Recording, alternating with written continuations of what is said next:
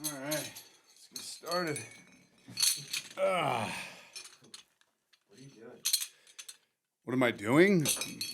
I'm living my dream as a runner of steel, dude. Show some respect. I finished in front of like 12 people. I was just dusting the elderly down the stretch. we can't start like this. Hold on, I'm gonna go change. Hold on.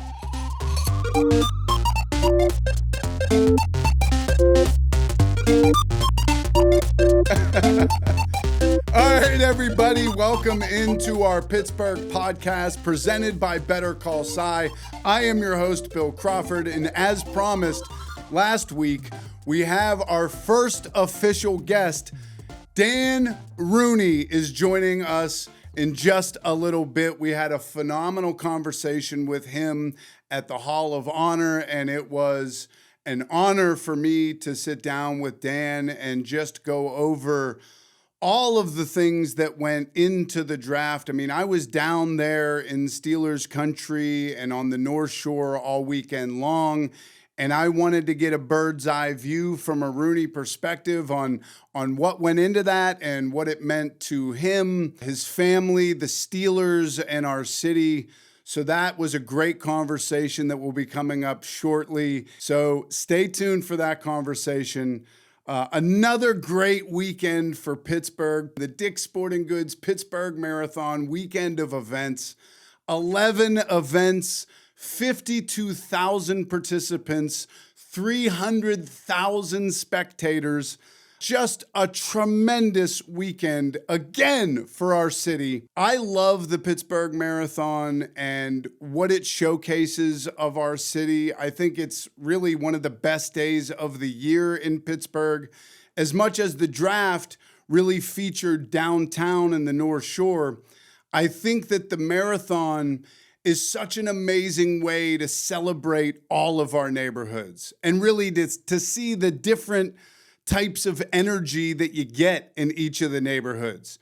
You know, Deutschtown is going off. All of the North Side is a party. West End is one of the loudest spots on the whole route. South Side is crazy. And then, you know, you cross the Birmingham Bridge and then it's the moment of truth. Either you're the half marathon and you turn back down into downtown, or you're doing the full and you go up into Oakland and then you get into Shady Side. I think it's Aiken before you turn onto Walnut. All of Walnut is a party. There's a lot of great energy there. Then you get back up into, you know, the East End, East Liberty on 5th, and then you're turning on to Penn, going all the way down into the East End there. That's so fun. And then you're into Homewood. Homewood is a straight up party. They're having a blast. They got DJs all up and down Frankstown, I think it is. Then you get into Highland Park, and Highland Park has its own energy, ton of people out. And then Bloomfield is just wild. Like, Bloomfield is a straight up party. They're at the bars. The bars are sort of pouring out into the street. They're offering you beers and meatballs, and it's so fun. And then you get down into Lawrenceville. Lawrenceville is great. And then you get down into downtown, and it's amazing how many people are pulling together for the marathon to actually take place. All of the many volunteers spread across 26 miles. All of the on-course entertainment and music is phenomenal. The signs that people are holding up are so funny. And, you know, the support that's out there, the genuine love and support. It's Pittsburghers showing up for other Pittsburghers in the best possible way.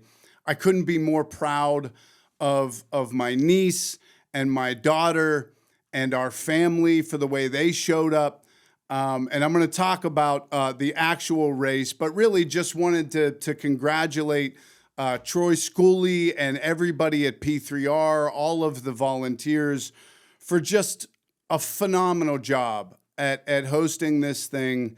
You know, the winners too. I mean, let's not forget about the winners. Got to congratulate them. Great storylines there. The winner of the full marathon, Will Lovner, is a hometown kid, man. He's a Pittsburgh dad. Winchester Thurston grad. Phenomenal for him and his family. I think he had a 15-month-old that he hugged, and he was like really emotional when he crossed the finish line. Great story for him and his family. And then you had the winner, Jane Barakis, for the females. That was a three-peat for her. She's won this thing now 3 years in a row. That's a phenomenal story. Then you had the half. The female winner was Buze Dariba Kajela. She ran at a clip where I think it was like a 5:15 pace for the entire thing. She finished in an hour and 8 minutes, which is just insane. And then you had Mohammed Youssef, who finished for the men, I think, in an hour and a minute. Just incredible. And Troy Schooley, if you don't know who he is, go back and watch any of the winners crossing the finish line. He's there to wrap them in their flag and hug them. And I always think it's hilarious because it's so cool that he does that and you know, he cares so much. And I was thinking that there might be a role for me to fill for the second and third place runner for these races. Like, I would love to show up and embrace them because, you know, I know what it's like not coming in first. You've trained so hard, you came so close. You deserve a hug, and I'm ready to hug all of them. I want to hug them all, and I want to wrap them in their flag. I want to rock them in my arms. I want to get them a bottle of water and feed them like they're a newborn, and just walk them and lay them down in some grass, and you know. Maybe not do all that, but I could hug them. I could hug them at the finish line. That would be really nice. We need a second and third place hugger, and I'm happy to fill that role, Troy. So if you're watching this, this is my application. I'm ready to go, and I can hug. I'm a good hugger. So just keep me in mind for 2027. I don't need to run this thing again. I don't think I can. All right, and actually. Go back to Friday night. There was this VIP event at the Westin that I hosted, and a lot of the winners were there. And I got to kind of get up there at the beginning and tell my story, you know, because Troy changed my life for the better, and running changed my life for the better. I think it was 2014. I was at DVE at the time, and they approached me about doing an endorsement and training and running the half marathon. And I had never run anything more than a 5K, you know, so I signed up to do it. And it was the seedling that ended up changing my life. And just two quick stories. You know, they asked me to speak at the expo, you know, and since I had never, you know, run anything more than a 5K or been to the expo, I had no idea what a shit gig that was. Because, you know, I was thinking it was going to be like Steve Jobs introducing the new iPhone. Like, I have just a huge room that's wrapped with attention. And it's not. It's a bus station, and they had me in the corner with a sheer curtain behind the socks.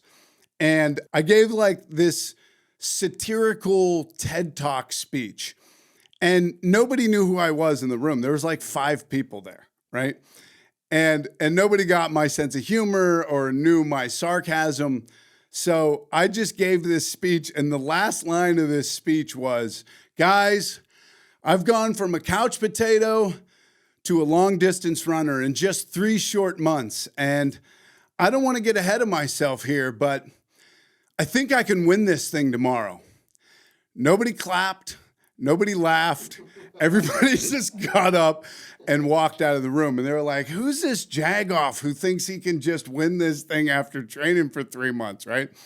And then the second story was, for my first half, I stuck my chest out when I crossed the finish line because I know that they have video recording of the finish line. So you can look up your timestamp. And I thought that would be like a funny video to send my friends of me acting like I won this thing, right? So I go to look up my timestamp after I get home, and there's no video up there.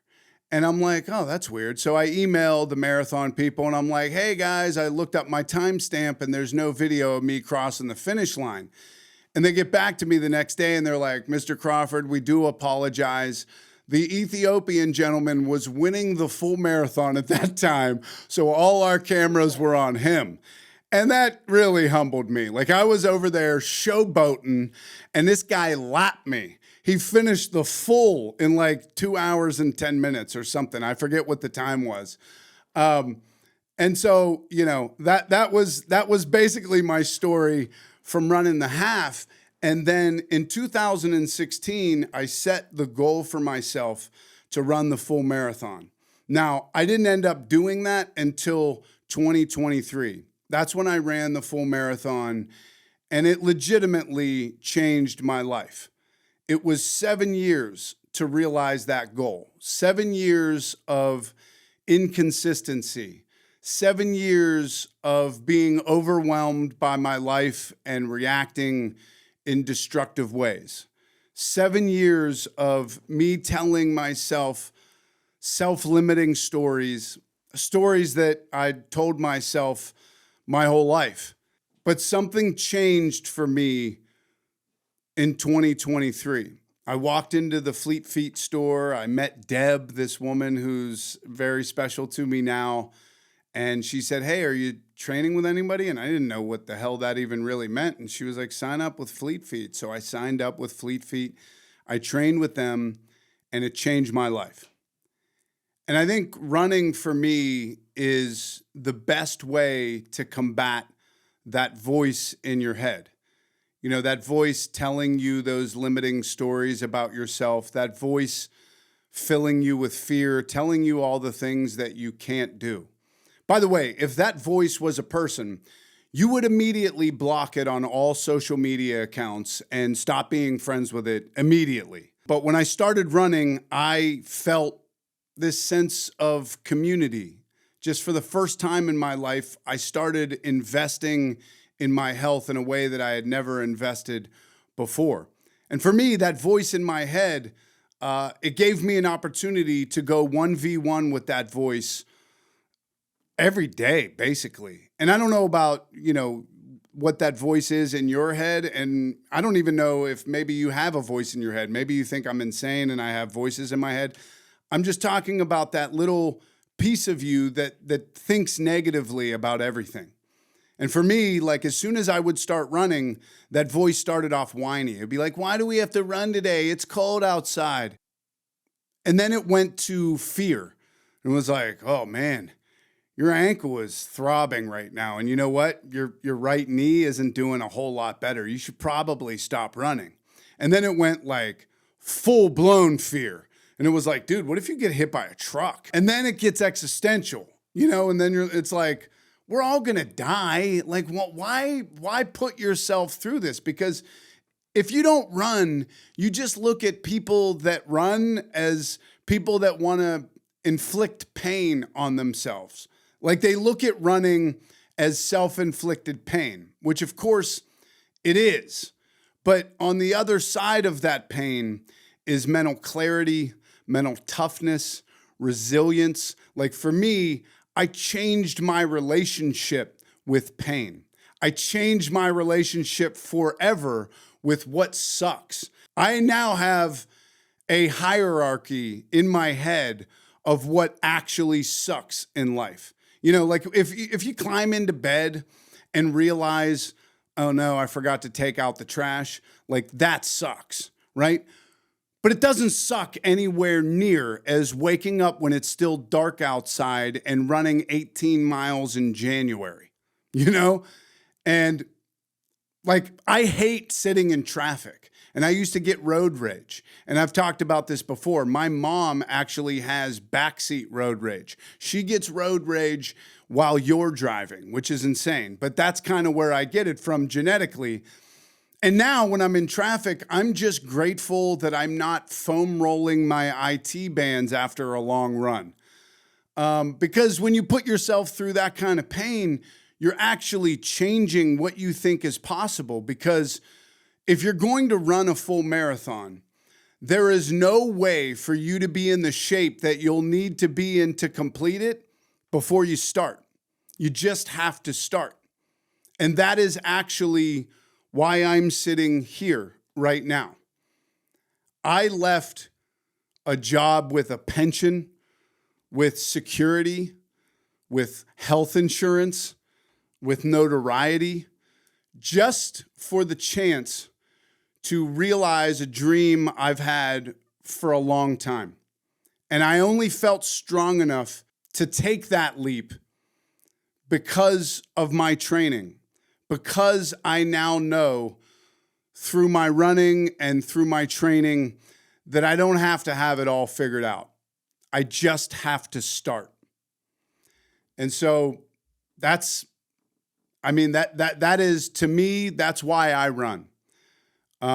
Because it has given me a strength and resilience to know that I'm just that dude now. Like I can get through just about anything because I've put myself through more pain than anything life is going to throw at me. And so not to get too deep about it, because I want to tell you guys the story of our actual race, but that's why I run. And so, just want to say thank you to Troy for investing in me, or getting me to invest in myself, and for the opportunity to be a part of this wonderful race with such amazing people every year. And so that takes me all the way up to our race that we had on Sunday, and it was incredible. And to be honest with you, I was really scared and nervous about this race because, my niece and I had been training for the full marathon, and she got hurt. She had a high ankle sprain in a lacrosse game, and she just stopped training. She had to. She was in a walking boot. And so I stopped training, but I still kept eating like a trash panda. And then, my daughter, Kennedy, really was struggling to train at all. I don't think she got up over 4 or 5 miles in total in terms of a long run. So going into that race, I was really nervous. And I was kind of joking about it on our walk up to the start line. I was just like, all right, guys, let's rally the troops here. This is what we didn't train for, trying to make light of it. But I just knew it was going to be a grind, and I was really nervous because they're both graduating high school, and I don't want them to have to, go to prom in a walking boot or, a knee brace. I just didn't want any injury. I didn't know how I was going to get through the full, to be honest with you. And then it just started. And we ran with my buddy, Mike Moran, who I've been running with really since 2014. And it was an opportunity for me to rekindle our friendship in adulthood. So that's just another great part of this event for me is reigniting old friendships. And that's a bond that we both have now. He's always been a runner, but now that I'm a runner, I can hang with him. And so he was with us for the full. And Kennedy was kind of struggling. The first, few miles, she was struggling, and we didn't know how we were going to run at that pace because, when you're running and you've been training at a certain pace, you really kind of have to run at that pace. And Kennedy, was struggling a little bit, but this is where our family steps up and steps in. My sister-in-law actually jumped in off the sidelines, came to cheer us all on, and jumped in and started running with Kennedy and got Kennedy to the finish line. She actually finished the half marathon. I am so unbelievably proud of her for gutting it out and completing that run. It is not easy, man. You have to empty the tank and you have to change the story in your head. And I'm so proud of her for being able to do that. Because I think, when you're holding people back, or at least you feel like you're holding people back, that voice in your head can start to kick up. Everybody's pissed off at me. I'm holding people back. I'm just trying to do my run. The voice in your head just starts this whole story. And that story stopped. as soon as my sister-in-law jumped in and started running with her. So shout out to Chloe's mom, Jen, for stepping up in a major way and getting Kennedy across the finish line. Now, me and Chloe were running, and again, we had been training, but we never got up to over 16 miles. And so right around then is when I hit the wall. I think we were just finishing our Shady Side run up, and whatever that little hill is to get back up to Fifth Avenue is where, for the first time, I had to walk. I was just like, Chloe, just get up this hill, just go, and I'll catch up with you. So I get back up onto Fifth, and my legs are just starting to lock up on me. Like my hamstring from my ass to the back of my knee just clenched. And so that shortened my stride dramatically, and that put all the emphasis on my knees and ankles. So I don't know what it looked like when I was running, but it didn't look pretty. And I started having to walk a little bit more as we got into the Homewood section of the run. And at one point, she ran back and looped to me and was like, come on, we got to do this. And I said, Chloe, you got to go. Like I had to cut her loose because I said, you're running at a pace that I'm just not able to keep up with. I'm more than twice your age. You deserve this. Like you owe it to yourself to run at the pace that you're running at. Just go. I'm going to hold you back. So she ran off, and then I was just struggling, man. I was in the pain cave, and what happens is, like, when you're back that far and you start to walk, now you look around and a lot of people are starting to walk. So that kind of gets in your head because you're like, all right, it's cool. Maybe I'll just walk for a little bit. And so, there's a lot of lessons I learned out on the course. First lesson, first and foremost, is I am way too old out here to not be training. I have to do the training to a T, which I did the first time that I ran the marathon in 2023. I'm 3 years older, I can't do that kind of distance and not be on top of my training. And the second lesson that I learned is that I just don't quit, man. Like I felt done for 50 times on the back end of that run. I started feeling pain, like significant pain, like I didn't know if I was injured kind of pain at mile 15. And I gutted out the last 11 miles. It was a scramble for me. I was walking, but I never stopped trying to run. And I mean, by the end of it, I was like popping and locking. Like it looked like a Thriller video out there. I actually wish there was footage of me trying to run that last few miles because it was like I was running with somebody else's body. Like you ever seen when a giraffe is born when they're first trying to walk? Like that's what I looked like on the back end of that course, like as we got into Bloomfield. But I just didn't quit, man. I just kept going. And honestly, I feel like Pittsburghers got me through the last 10 miles of that race. Just screaming, like cowbells going crazy, people offering me beers, which I was taking. By the end of that, I was like, give me that beer, right? I ate a couple meatballs. I ate a hot dog that actually brought some life back to me. But, I never quit. And I never stopped being amazed by the true spirit of Pittsburghers, man. I feel like you guys got me through the last 10 miles of that race. And I actually got to see these women that were downtown in the last stretch before you turn onto Boulevard of the Allies to go up to the finish line. These women were out there. Now, I finished over 5 hours. Like I said, it was a disaster for me yesterday on the back end of that thing. But these women were out there and they were screaming for everybody and they were just giving such great words of encouragement. And when I left about an hour and a half after I had finished, they were still there. And I went up to them and I said, hey guys, I just want to thank you for your words and for your presence out here because I felt like I was on empty. And you guys really got me through to the end of the race. And one of the women actually got kind of emotional and she came up and hugged me. And it's just like, that is the best of Pittsburgh. Like on Sunday, it was just on full display across 14 different neighborhoods, hundreds of thousands of people coming out to support other people trying to reach a goal that maybe they didn't think that they could.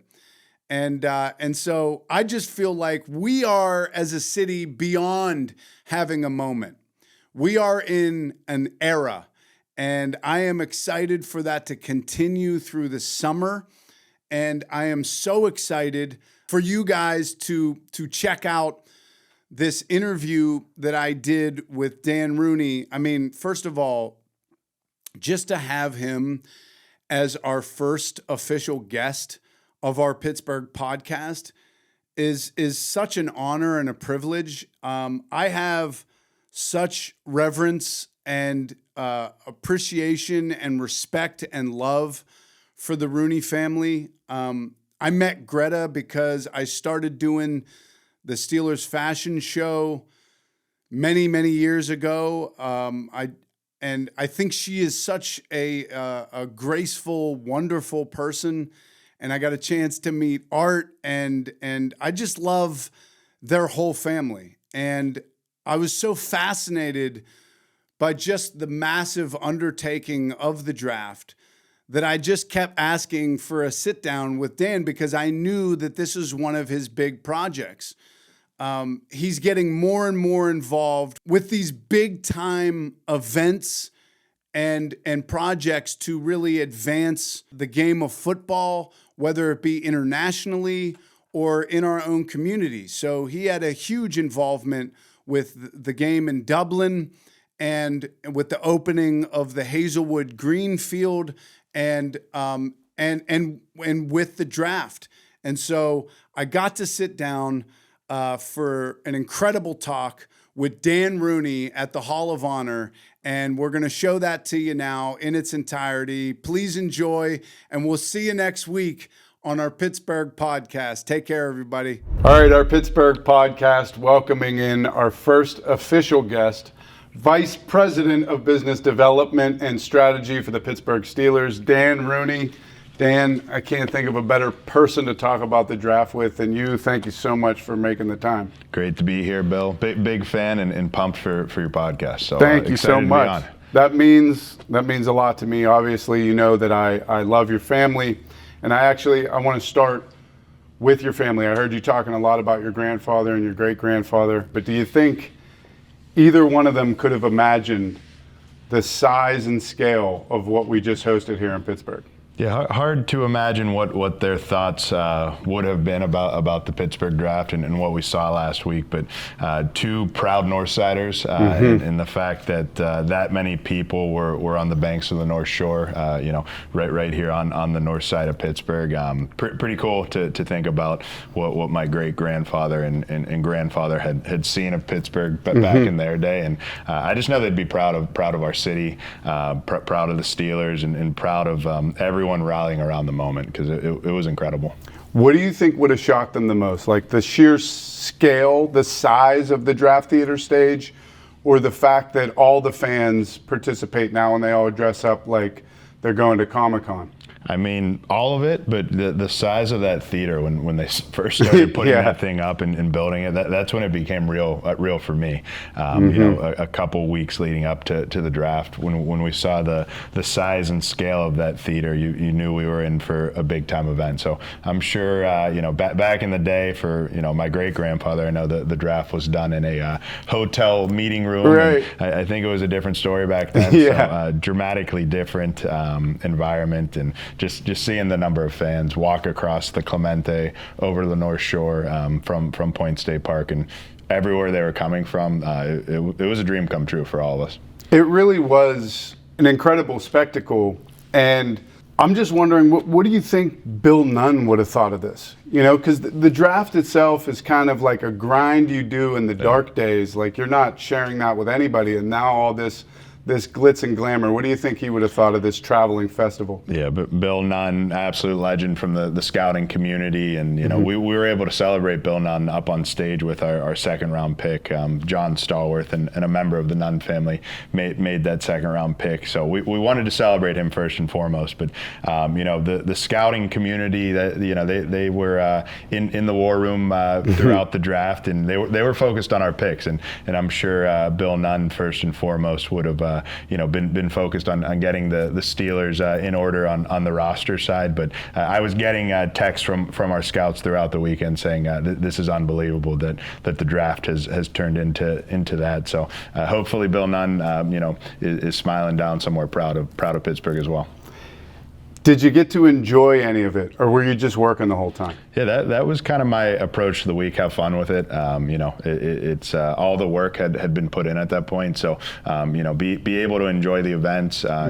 Get out into the community and really just see the energy that was out there. Because just thinking back to Wednesday of last week, where we were cutting a ribbon at U.S. Steel Community Field over at Hazelwood. The energy Wednesday morning set the tone for the week for me. Just everyone there fired up to start draft week. And we had events before that as well, but my goal of the week was to enjoy it, because you never know when it's coming back. Well, I want to talk about that field at Hazelwood Green, because I know that was one of your babies. Did you mean for that ribbon cutting to coincide with the festivities of the draft? Yeah, as that timeline of the build of the field started to shape up, we saw a goal of opening for draft week, and the NFL played a role in that field in terms of funding and supporting. So we knew that we could likely get the commissioner of the NFL to help cut the ribbon to kind of kick draft week off. So that was absolutely a goal all along, and it'll be ready to roll for football season this coming fall, and just a great piece for our community to have another community field, another football field for youth football, for high school football, and sports beyond that. So we're really excited about that. You mentioned the commissioner. I know you have a special and kind of a unique relationship with him. I don't know that many people out there know that you worked for the league office. What was that like? Because you're in a position now of more being on the owner side. Yeah. All right, so he works for all of you guys, but you've also worked for him. What was that like? My relationship with the commissioner dates back before my time right out of undergrad working at the league office. Growing up around my father and grandfather, and they would introduce me to the commissioner at league meetings, and he actually spoke at my high school graduation back at Shadyside in 2008. So we've had a relationship for a long time, but being in that office from 2012 to 2014 in New York City, I got to see how he conducted himself around the NFL in that office, and the culture he was bringing to the office every day. And you'd see him in the workout room and in the lunchroom, but you'd also see him in the meeting rooms, and how smart and forward thinking he is as a guy. So it's been incredible to watch his growth as commissioner, and he really has been a mentor of mine. And you look at the international games, the draft, those are big scale events that Commissioner Goodell has driven, and they've turned into huge successes. Well, I know you guys appreciated his support, and it was really cool to just sort of follow you guys around a little bit. I was at a couple of the ribbon cuttings on Wednesday that you mentioned. I saw you cut the ribbon at Steelers country, and I saw you give a speech over at PNC. How many times did you speak during draft week? I did talk to Mayor O'Connor last week and told him, we have a few ribbon cuttings this week, and I listed them out, and he said that's just another Monday for me. So he's been incredible getting around town. He's been incredible getting around town. But we knew that part of the draft it was getting out into the community and supporting our schools, our youth, homelessness, growing the sport of football. So that's really what that was a part of, getting to the various events of the supporters that, PNC hosted a great event for Taste of the Draft on Wednesday. We were at PNC Tower. You mentioned Hazelwood, got out to Duquesne and into some of their schools to talk about, hunger and helping our youth, and the energy was unbelievable that entire week, and was happy to move around town, and was with some some of our current players for some of those events as well. Alex Highsmith was with me, Peyton Wilson, Y.A. Black, a couple of the guys. Will Howard. Will Howard was out there. So it was a really cool week to spend it, honestly, with our alumni players and our current players. The fact that they were seeing what Pittsburgh was about. Well, you're so well spoken on the stage. I'm wondering, like, was that easy for you right out of the gate? Like, did you had to take notes? You know, I'm just speaking as somebody who's done stand-up comedy or done stuff with the fashion show. Did you have like a set? Were you trying to whittle down what you say into a tight 3? Yeah, I always like to prepare for any type of speaking engagement that I am asked to do. So definitely like to prepare. But the draft in particular is something we had been working on for so long, and it was such a passion and project for us. Easy topic to speak on, and then talking Pittsburgh and in Western Pennsylvania football and Steelers football. I could talk all day about that. Well, I'm so glad you said that, because it leads right into my next question. It seems like there was such an emphasis to tell the story of the rich legacy of Southwestern PA football players and football. I don't think a weekend was long enough, but how do you think you did telling that story? I think we achieved what we wanted to achieve, and it was really showing the world why football is so special to this community in Western Pennsylvania. The number of Hall of Famers from Western PA. Growing up here, you know the names, but we wanted to make sure those outside of Pittsburgh and Western PA were familiar with the names. And we had Curtis Martin travel back, and he was big throughout the draft in terms of supporting our efforts here in Pittsburgh. And the Hall of Famers were loving what we were doing. One thing I was really excited about, the Pro Football Hall of Fame agreed to travel all of the Western PA bus to the site of the draft. So those awesome. were in one of the buildings. You could walk around throughout the 3 days of the draft, and there's great photos of each bust in one spot of the guys from Western PA. So that was neat. The football town was playing throughout the draft. So, love that. Out-of-towners could sit there over at the Science Center and take in that story told by Pat McAfee, who did a great job with Tremendous. that. So, yeah, it was neat. And I am a former quarterback, so celebrating the former quarterbacks from Western PA was a special one for me. Man, I mean, you just mentioned that you're a quarterback. I was watching The Ambassador last week about your grandfather and about the great game of flag football that he put on over there. And I didn't realize that you actually played in that game. Yeah. Were you all-time Q? And I know Ben was over there, but he wasn't allowed to play, or what was that story? I think Ben went the year before I was over there. So I was fresh out of college. I had played at Dartmouth as a quarterback, and I think the team I played on lost the year before. So my grandfather and uncle called me up to play that year, and essentially the mission was, you better not lose. So I actually was a little nervous for that game walking out, but it was a lot of fun playing with the Irish group over there, and tossing the ball around in my grandfather's backyard. I know you were such a big part of that Dublin game. What was it like to realize your grandfather's dream? I mean, I was over there. Yeah.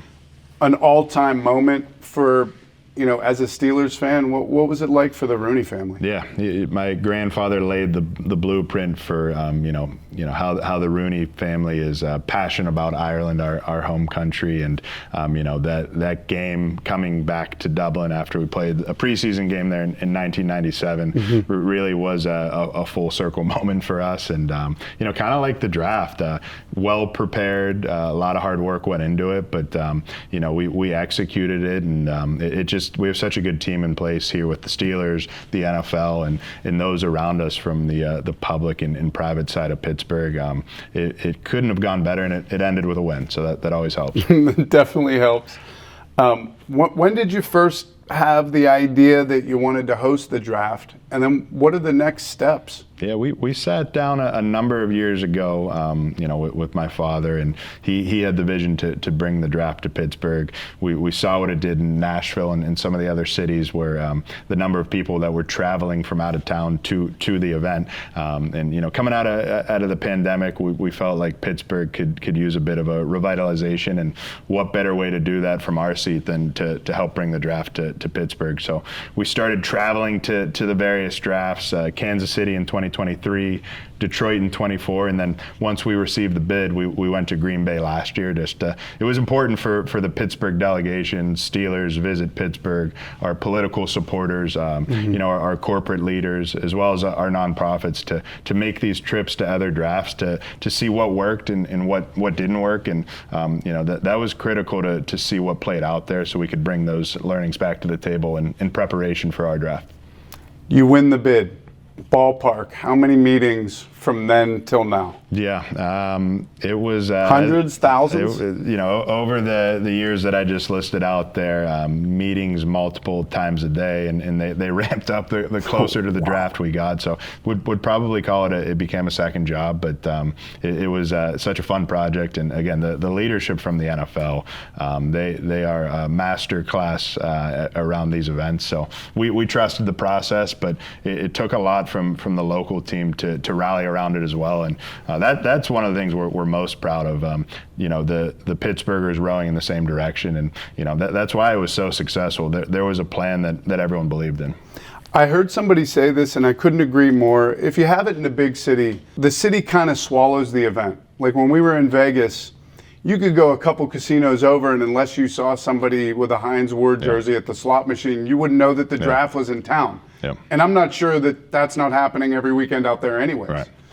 But when you have it in a small town like Pittsburgh, the whole city gets behind it. Did you guys feel that way? Absolutely. We felt that in the lead up, just the excitement. You put on the radio, read the news, or go outside of your house and listen to your neighbor or whoever. They were talking about the draft for weeks leading up, and I think everyone was just excited for the world to see what we know Pittsburgh as, and how great of a place it is, how beautiful it is down here on the North Shore and over to Mount Washington and Point State Park. We knew it a natural amphitheater to show off with our skyline. So it was incredible that Pittsburgh came together like that, and I think that makes us unique. I don't know how many other cities can really rally around an event like that and put Pittsburgh on the map in such a incredible way. Yeah, you kind of hit on it there with the topography of Pittsburgh.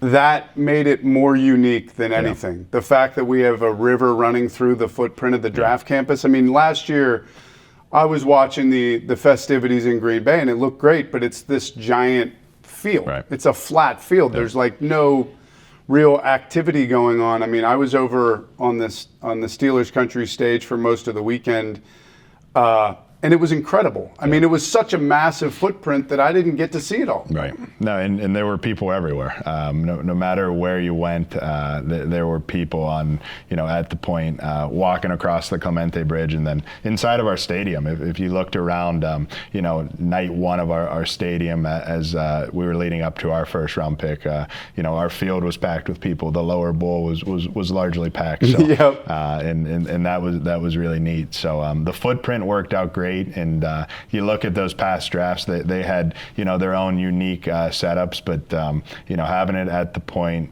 over to the North Shore, having the Gateway Clipper bring fans over, kept telling the NFL awesome. that's a real way of transportation for our games, and they believed in us, and it worked out. It really did. And speaking of that first round pick, I was going to ask you what the most Pittsburgh moment was from the weekend, and mine was getting the opportunity to introduce Max Ihanichar to Renegade for the first time, just a few feet from the Point State Park fountain in front of a bunch of Steelers fans, and they got to experience that with him.